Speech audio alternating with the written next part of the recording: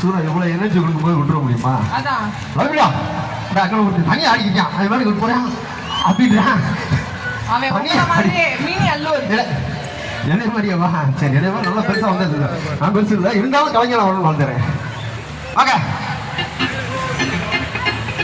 நன்றி.